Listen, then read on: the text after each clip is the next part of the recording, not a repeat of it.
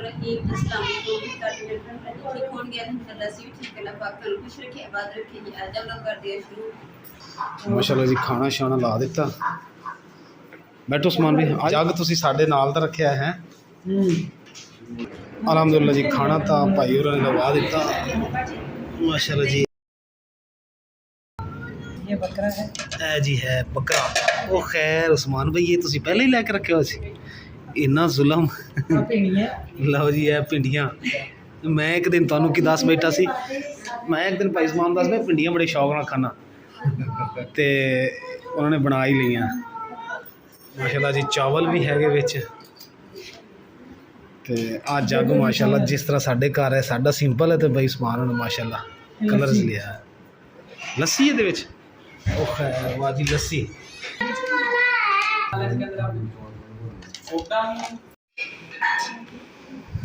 अल्हम्दुलिल्लाह जी खाना वगैरह खा लिया और भाभी ने कस्टर्ड लिया के रख दिता।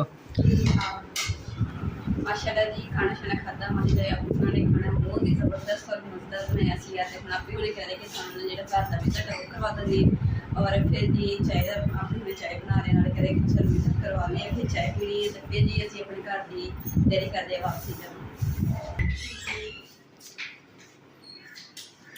माशाल्लाह जी उस्मान भाई उन्होंने क्लीन वगैरह बिछाया है ज़बरदस्त माहौल है।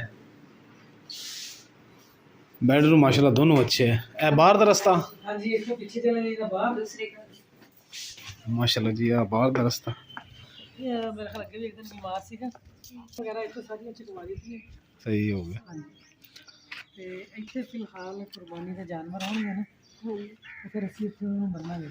हाँ कुर्बानी करेंगे भी ऐसी जगह पे उसके बाद फिर इन्हें काम देना चाहिए। जी अपने दी चाय भी तैयार कर लिया। जब उन्होंने ना अपनी आवाज़ से देखी कह रहे कि चलो आज इस जेडी बैठ के चाय पीने दूसरे कमरे दे विच और खाना जेड़ा ना सी बाहर बैठ के खाता सी इनके बैठे के वापस चल मुकद्दस चाय पी लिए। कुछ ना स्कूल के बाहर नहीं है जो आपने जाना है। माशाल्लाह जी भाभी और जाफरान ने माशाल्लाह चाय च जाफरान पा रहे हैं। ऐसी जाफरान वाली चाय पीनी क्यों मुकद्दस देख ले।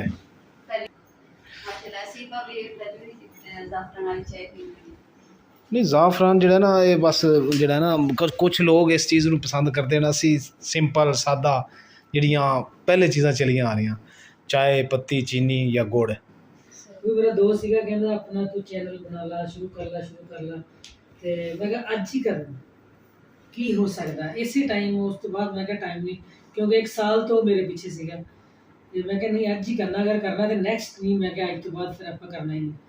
मैं कहा की कर सकते मैं खुद ही मैं कहा टी बना सकते स्पेशल जी कहंदा बना सकते अपनी टी चल जाएगी। अच्छा अच्छा ठीक है टी बना हाँ चलो जी बिस्मिल्लाह करो। लो जी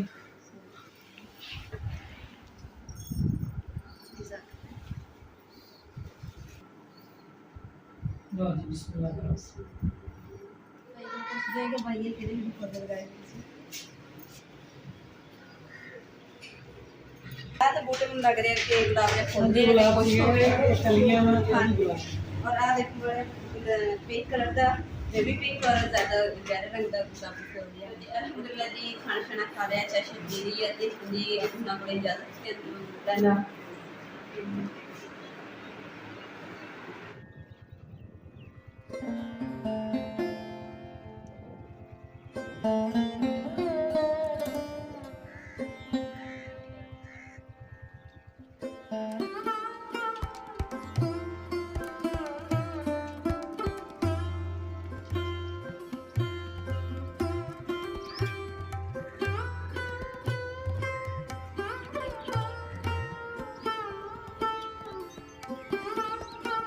अल्हम्दुलिल्लाह जी ਅਸੀਂ ਖੈਰ ਖਰੀਤ ਨਾਲ ਘਰ ਪਹੁੰਚ ਗਏ ਹਾਂ। ਅਸੀਂ ਆਪਣੇ ਭੈਣ ਭਰਾਵਾਂ ਦੀਆਂ ਦੁਆਵਾਂ ਦੇ ਨਾਲ ਜੀ ਤੇ ਹੁਣ ਆਪਣੇ ਘਰ ਦੇ ਜਿਹੜੇ ਕੰਮ ਸ਼ਾਮ ਉਹ ਸਟਾਰਟ ਕਰ ਦਿੰਦੇ ਆ ਤੇ ਚੂੜੀਆਂ ਜਿਹੜੀਆਂ ਨਾ ਹੁਣ ਮੈਂ ਉਤਾਰ ਦਿੱਤੀਆਂ ਇਹਨਾਂ ਨੂੰ ਹੁਣ ਰੱਖ ਸੰਭਾਲ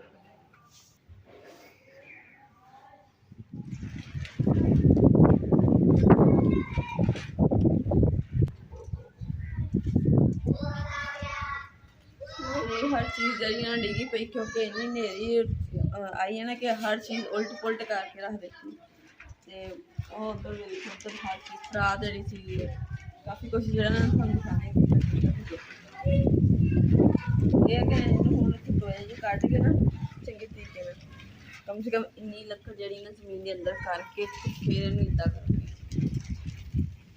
ਇਸ ਤਰ੍ਹਾਂ ਇੱਥੇ ਕਹਿੰਦੇ ਨਾ ਹੁਣ ਜਿਹੜਾ ਬੜਾ ਹੋ ਜਾਣਾ ਤੇ ਇਹਦਾ ਡਿੱਗ ਜਾਂਦਾ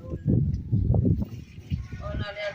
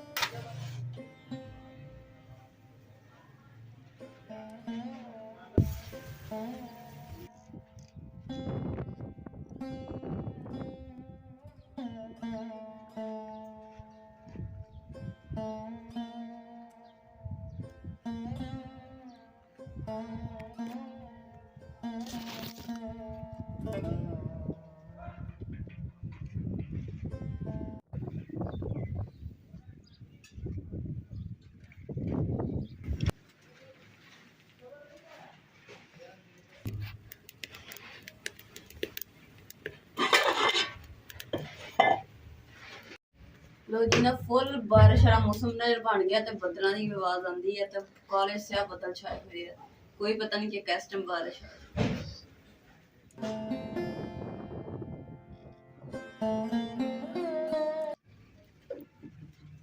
ओहो मैंने याद आ गया कि बारिश शुरू हो गई है तो कबूतर बाहर तो निकलना नहीं हैगा तो हुण मैं बाजरा उन्होंने सब तो पहले पा देनी है तो रोटी अपनी बाद च बनाऊंगी तवा जिहड़ा मैं ला के रख साड़ी और कबूतर ने केड़ा बोल के मंगनी कि सानू भुख लगी है कदस रोटी दे दे सानू मैं इसलिए किया कि जाके रोटी पाया नहीं रोटी गया था फिर याद आ गई रोटी पकानी तो रोटी ज़हन च आ गई बाजरा पा के आनी है ताकि वो खाना खा लेंगे उन्हें तो नाश्ता हो जाएगा ना फिर असं बाद अपना नाश्ता बनाओगे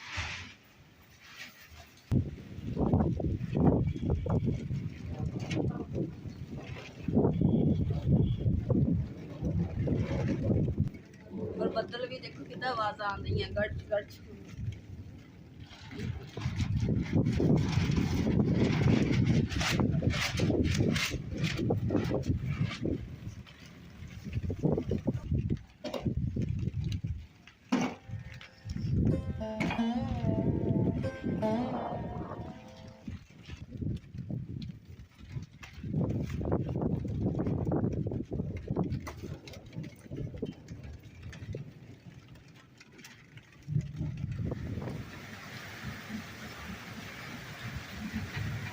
ना मंजिया का तब नहीं चेता ही है मोगे मड़े नजर पई तो मैं पता चल बेटा साफ है मंजिया पे जाऊंगी ना लो जी मंजिया रखने की ना हम जगह नहीं है ना इधर बंदा खड़ा कर सकता दोबारा बाहर कर दी